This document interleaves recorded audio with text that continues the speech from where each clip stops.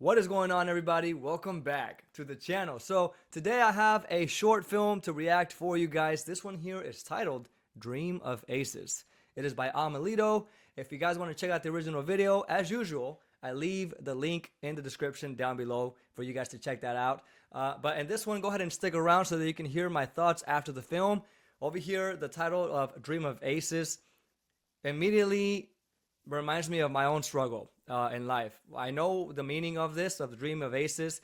I'll kind of explain after the film here, but it's something that I immediately thought about in my life when I read this title, when it came to my struggles, when it came to loss of hope and loss of faith, and just wanting to kind of start again. But before I get too much into talking here, let's go ahead and check this one out, you guys. If, of course, you are enjoying the channel, though, go ahead and subscribe down below and also hit that bell notification so that way you guys are notified when I upload a video. Let's go ahead and jump into this here, and I'll give you guys my thoughts right after the video.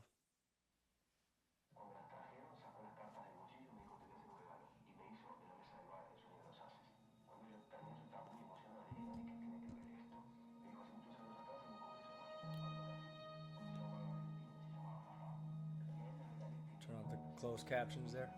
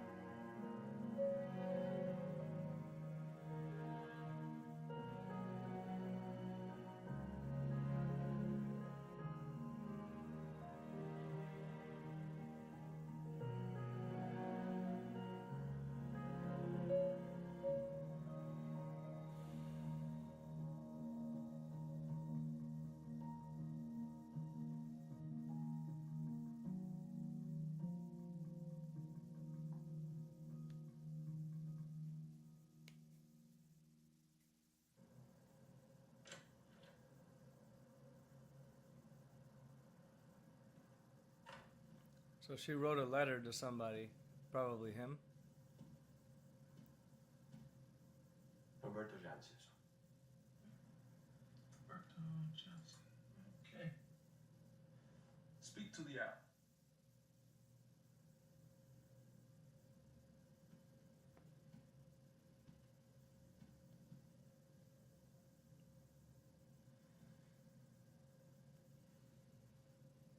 What the heck? Open sesame.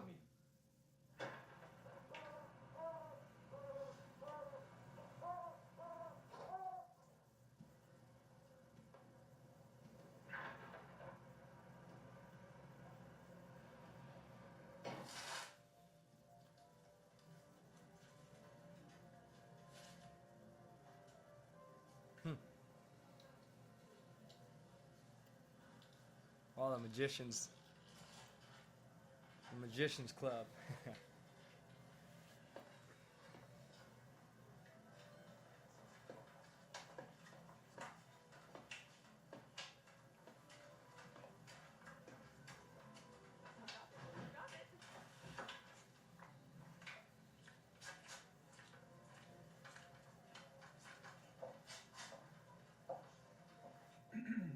Can I have your attention, please?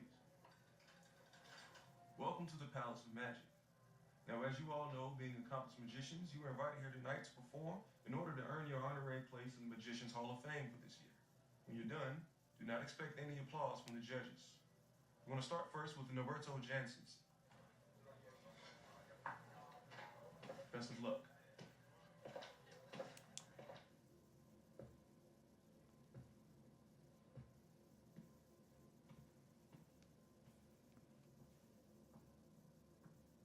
Hello. My name is Norberto Jansenson. Thank you for having me tonight. I hope you enjoy. When I was 12 years old, I was studying magic in an academy called the Buenos Aires Mágico with my first teacher, Charlie Brown.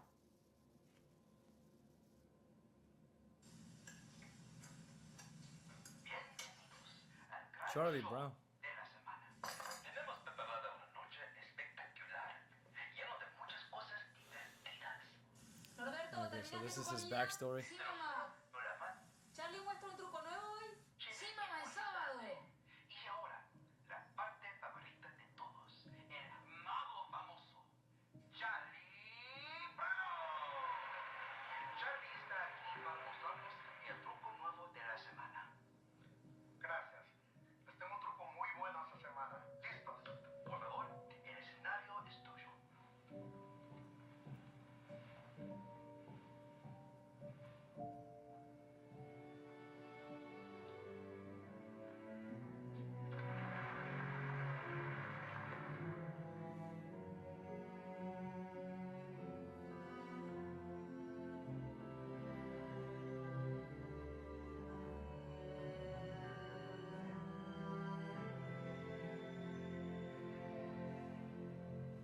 That day, Charlie shared the most magical experience that I had seen.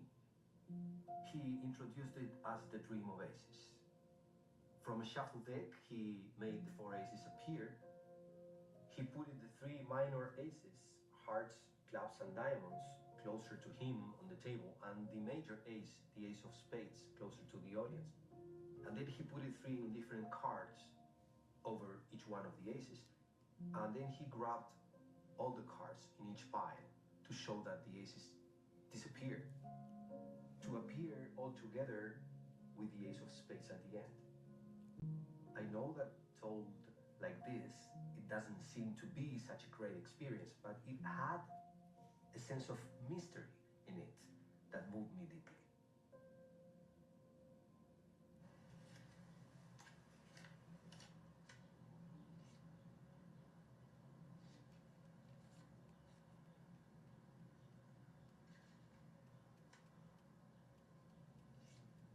Charlie, ¿cómo lo hiciste? Este movimiento de mano lo aprenderemos la próxima semana. Por ahora, sigan practicando con las monedas. Niños, clase terminado. Gracias, Charlie. Cuídense, niños. Charlie, quiero aprender el sueño de los haces. Me tenés que enseñar. Mira, Norberto, el sueño de los haces no está incluido en nuestro programa de estudio. Así que por ahora no vas a poder aprenderlo. Y encima de eso, no estás listo. Entonces, sé paciente. El momento llegará. Pero por favor, Charlie. Norberto.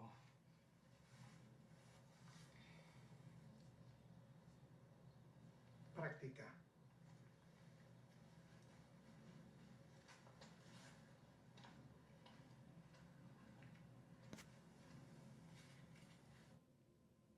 Three years went by until one day after the class, Charlie called me apart from everybody else and told me, Roberto, if you still have the desire to learn it, next week we are going to start with our private lessons. You and me alone in my studio, I will teach you the Dream Oasis.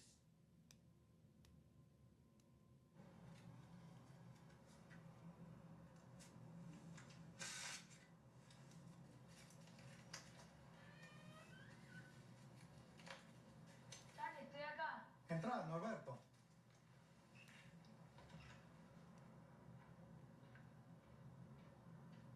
Sentate.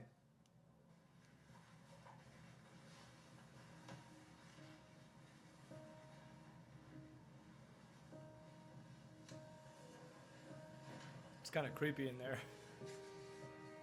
¿Estás listo? So dark.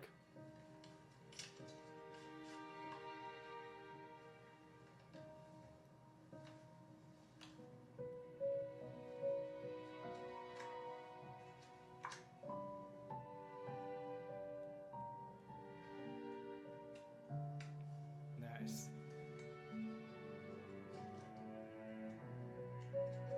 We sat in front of each other at the table in his studio. And he performed for me live for the first time, the Dream Oasis.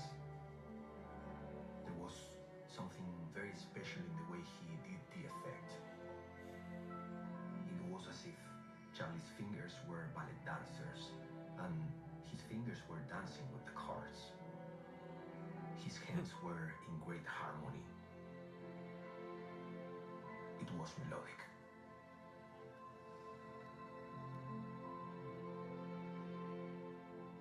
Bueno, Charlie, enséñame. Esto pasará el próximo sábado. Quiero que sientas esas emociones por una semana más antes que el misterio se fume. ¿Me esperas acá? La próxima semana a las 10 de la mañana. Así tenemos una hora antes que los otros chicos lleguen.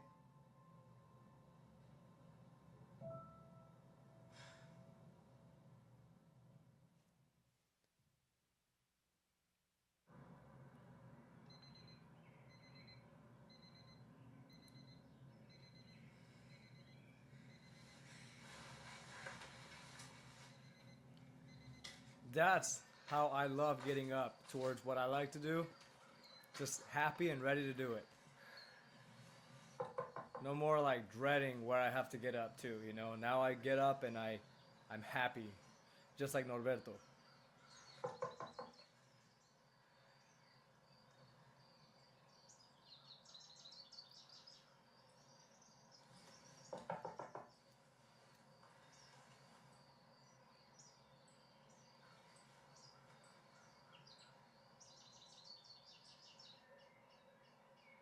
Oh, what?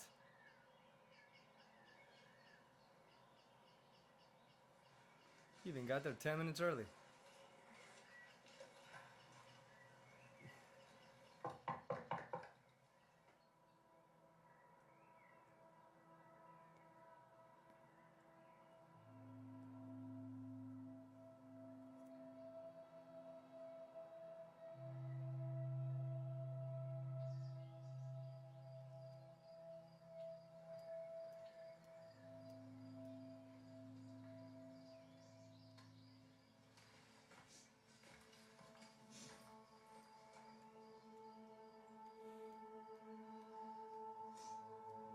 Oh.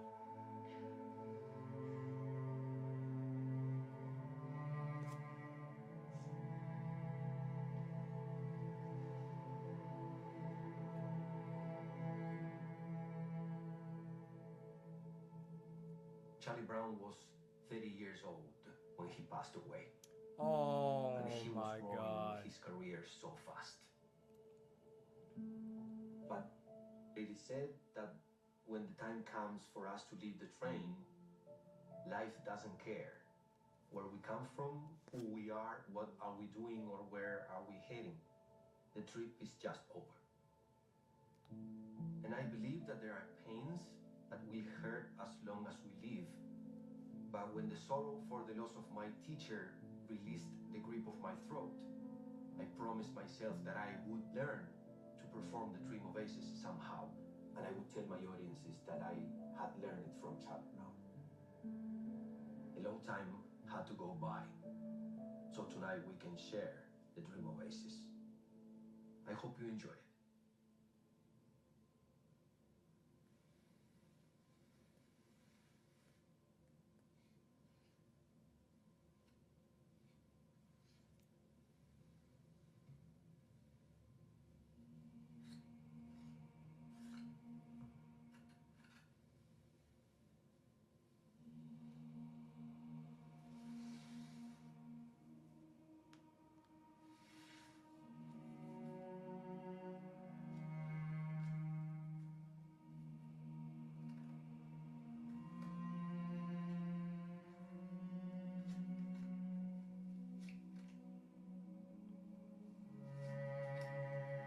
Wow.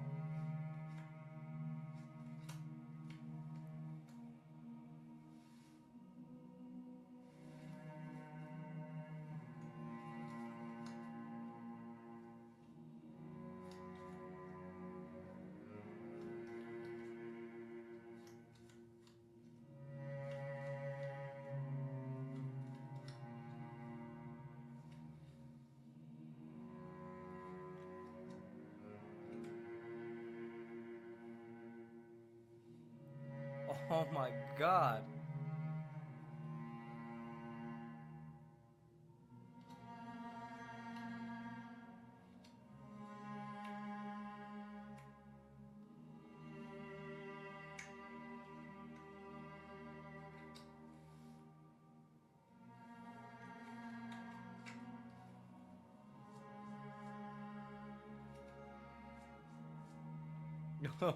He's so smooth with it.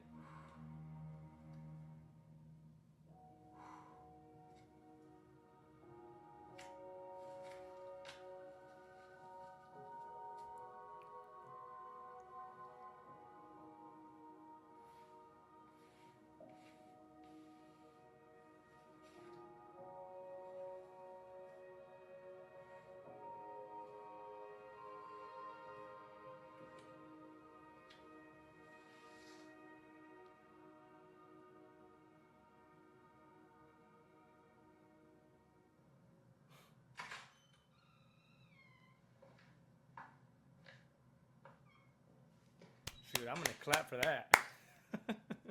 That was amazing.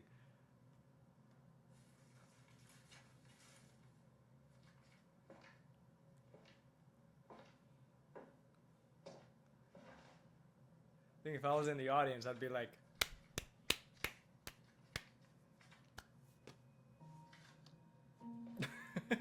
because like nobody's clapping. Am I the only one that's clapping?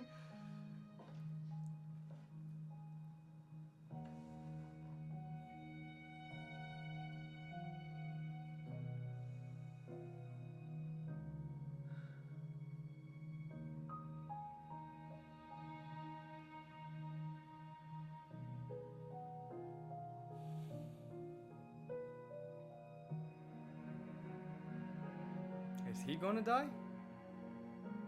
Oh no, he's reading the letter. That's right.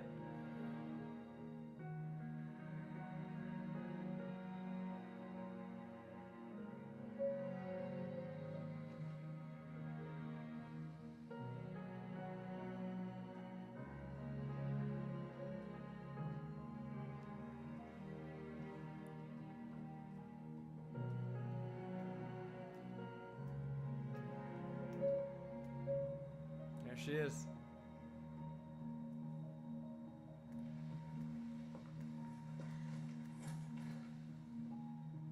Thank you so much for meeting with me. Of course.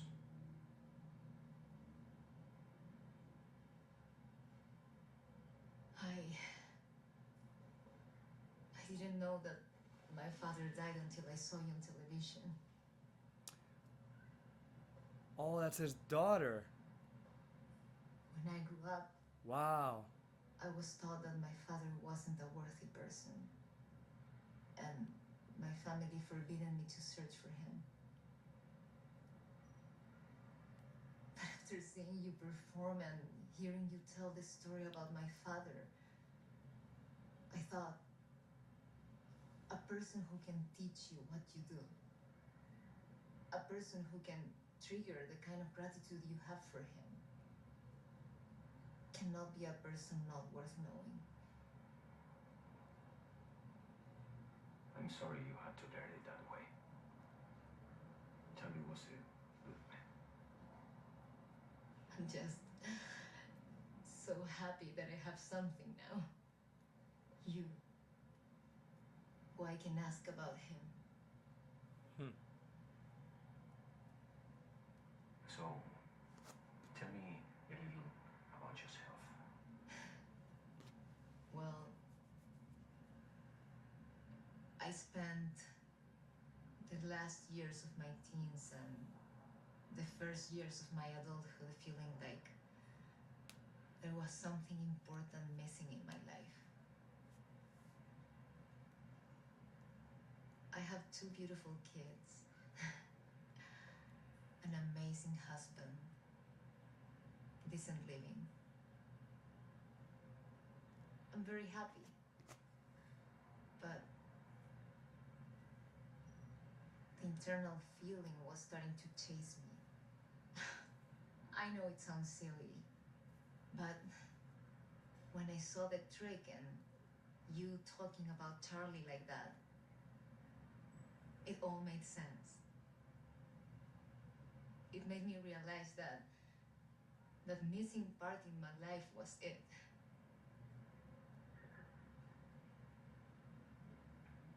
I wasn't your father's friend. I was a kid, 10, 11, 12 years old. He was a racing star, and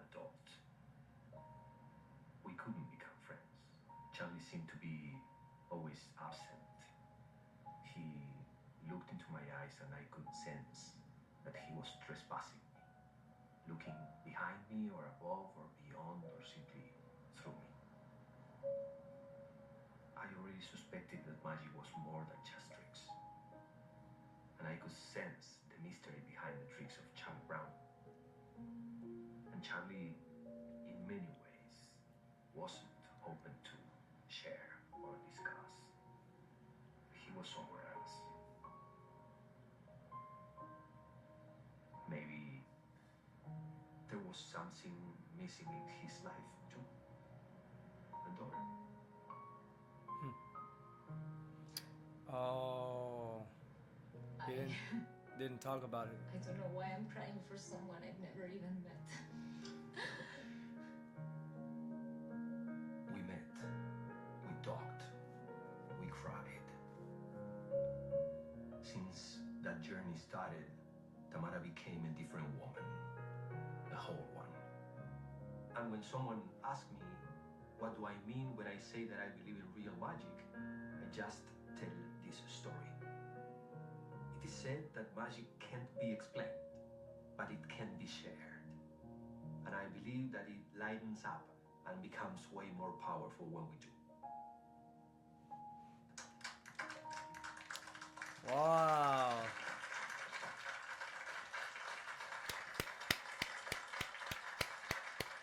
I thought that was the end. I thought earlier was the end of his presentation. That's so cool. They actually got up and clapped. Wait a minute. Christian Gabriel, Charlie Brown.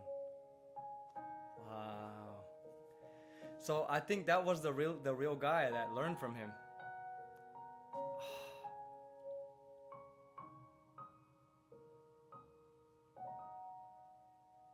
All right, everybody, there you have it. That was Dream of Aces. So this one was clearly a very, very heartwarming story. Such a beautifully told story with good acting, good performances by the woman that played Tamara and the man that played Norberto. So there's two stories going on here, but we're kind of more focused in one of them, and then at the end we shift towards the other story. But it begins with the one that is less focused on throughout the whole film, which is Tamara's. She's just watching TV and she's looking at the magician Charlie Brown on TV, and her lights just kind of, her eyes just kind of light up because she found something, right? Or she realized something, and she immediately goes into writing a letter towards who we later find out is Norberto, the late magician, right? That has learned from Charlie Brown in the past.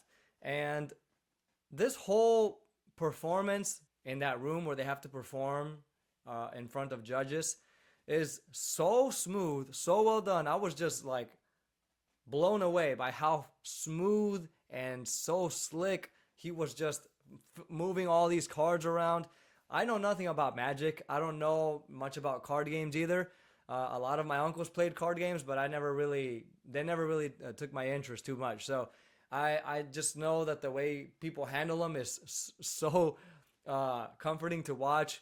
It's so amazing, super unreal to watch them handle such large stacks of cards and then just somehow flip them around and just do it so smoothly. But I've never seen a magic trick done in real life. So when I was watching this, it's like if I was, really there and watching Norberto perform this magic trick. As Norberto is performing this magic trick, he's telling about his past of his teacher, or the person he considers his teacher, which is Charlie Brown, which immediately thought about the cartoon character Charlie Brown.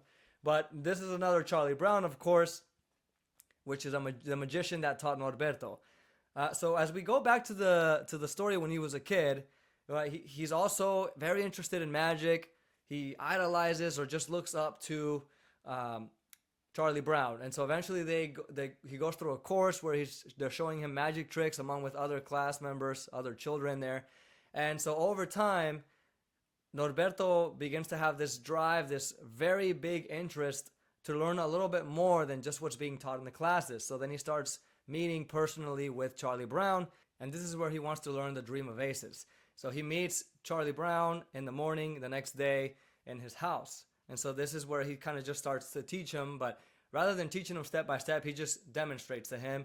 And Norberto is just sitting there in awe. He's just marveling at the whole movement and everything that Charlie Brown is performing there. And the way he describes in this part where when he's playing with the cards, he describes his hand movements with the cards like ballerinas dancing, you know, and then they're dancing with the deck of cards. And that was just such an artistic, very beautiful description of the movement of the hands and the cards. There's no better way I can describe it. I thought this was such a beautiful description, and it can only come from a real magician. So I loved that description very, very much. And so after the performance, this is when Norberto wants to actually learn step by step. But he says, hey, wait a week, and then next Saturday we'll meet at 10 a.m. as well, right? So he meets, he comes back that same day and shows up 10 minutes early, but Charlie Brown isn't answering the door. And so later on we find out that day Charlie Brown passed away at only the age of 30. Man, and he was even saying that at that point he was a rising star. Like he was, pretty good in his career. I'm 33 and I feel like I'm still just barely climbing up that hill of success. So this is what I wanted to share with you guys about like the meaning of Dream of Aces. Right here, it was more about just a magician that performed this trick, or this magic trick with the cards. And at the end, it's kind of like it reveals a little bit more of even Charlie Brown's backstory. But I wanted to talk to you about the meaning of Dream of Aces, what it means. And so when I read this title, it reminded me of people wanting to attract money, to attract success, attract a better life, just basically start a new life, a clean slate. And this is always the mentality that I had growing up, even through my teens, through my early 20s and early 30s now.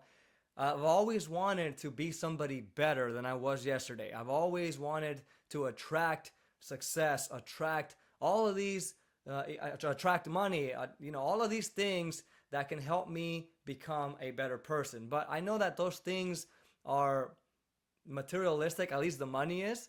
But what I mean is that I wanted to attract it in a good way, where I was just moving on up and I no longer needed to struggle financially with things.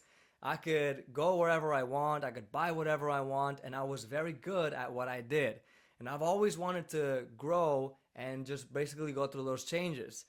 And the more I'm aging, the more I've been learning through life, like walking through this path in my life, I've just been learning that the more simple you see life, the more you just let go, right? Then you stop chasing. You just let go. You continue to do what you're doing. You improve and all of that. But the more you stop chasing things, the more they come to you. So it's like when you're doing what you like and you're just being consistent with it, you're not thinking about, I want to get more money. I want to get more friends. I want to get more subscribers. I want to get more whatever. More material things. Right? So this is kind of like what I was thinking of when I was growing up and wanting to attract more things. So the older I've been getting, the more I realized when you let go of all of those things, you attract more. And it's like when they say this, when needing nothing brings you everything. This is a quote by Ralph Smart. This is a YouTuber that I watch as well. His channel is called Infinite Waters. He says this quote, when needing nothing brings you everything. And that is so true. He probably got it quoted from another guy, but that is so true when you think about it and it applies to you. Apply it to your life. This is what happens. So anyway, I just wanted to kind of talk a little bit about how I related to that title of Dream of Aces. How I wanted to always attract something a little bit more materialistic, but at the same time, something meaningful. And now that I've been getting older, I have been leaning towards more of the meaningful part, where it's like you have to love what you're doing, you have to be consistent with it, show up every day, right? And you will attract the good things that you want. So whatever you are doing is what you will attract, or whatever you focus on grows. Just there's so many sayings that make sense.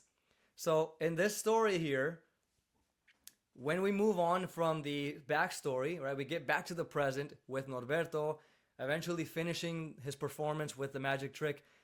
The audience gets up and applauds, right? The judges, they get up and applaud for him. And you know what? This is the first thing that the guy told them, like all the magicians that were in the room there. said, hey, don't expect an applause from the judges. Everybody got up and applauded for him. That was just so good. And you know, when you have that happening, when people get up and applaud, it's just it's something you can't explain. The feeling is so welcoming. It's so warm, you know, and it's really rare when that happens. But I've had that happen a couple times, like during school presentations or singing performances. I've used to perform like music or like karaoke in festivals and restaurants, places like that. Not big time or anything, just like performed locally. And when people get up and applaud, it's such a good feeling. You touched so many hearts. You did a good job. It's not even about me, like the individual. It's about what you shared with those people. So in this case, Norberto, he shared such a beautiful story that was, of course, true. And we can even see that this was not fiction, right? This was nonfiction here. So this was based off of a true story. After he says this story here, everybody's hearts were touched and they all got up and clapped for him. So that was so beautifully told. After that scene, he then gets home and then he sits down and reads the letter that was sent by Tamara. And so as he's reading it through, he's starting to realize a couple things. So it doesn't say much. It's just his facial expressions are starting to realize a lot of things that he didn't know about Charlie Brown. So then from there, it cuts to the scene where he meets Tamara at his home. And so right there, they just sit down and they talk. And at this point, Tamara basically reveals that she is the daughter that Charlie Brown never talked about, he never mentioned. So this was mind-blowing. I didn't even expect that at all. And Norberto's just there listening to her. And as they're talking, she's talking to him about her life, of how, you know, she's gotten married and had 3 beautiful children, and she's happy, but she's always had this emptiness inside that was eating her away, right? Or eating away at her life, and she was just not happy. So she needed to find out something about her missing father. And clearly, she also says that she was told not to find him because there was nothing but negative things told to her about Charlie Brown. So, of course, this curiosity eventually led her to write that letter to Norberto and then talk to him about her father that passed away now. And Norberto just responds to her with such patience, such grace, and such friendly tones as well. I just enjoyed this whole interaction between them both. It's a very, very peaceful conversation. And you can see that in her eyes, right, in Tamara's eyes, that she's starting to become a little bit more relieved and even more happy now that she's found out about her father's past and this person that her father inspired to be the next magician, right? And then, of course, Norberto tells her that he never really got to learn that trick or even be friends with Charlie Brown. As much as he admired him, he was always busy and kind of like just in his own world.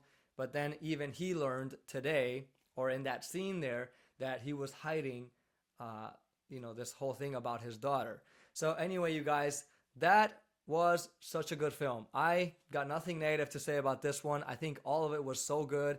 It was so slow, but just perfectly slow. You know what I mean? It wasn't slow where it got boring. So I love the whole pacing throughout the film here. I really appreciated it. What did you guys think though? Down below in the comment section, you guys, I would like to know your thoughts. Let me know something I missed, or how did it inspire you? How did you relate to Dream of Aces? I would like to know that as well. All right, you guys, thank you so much for watching this with me, and I will see you all in the next reaction. Take care. Peace.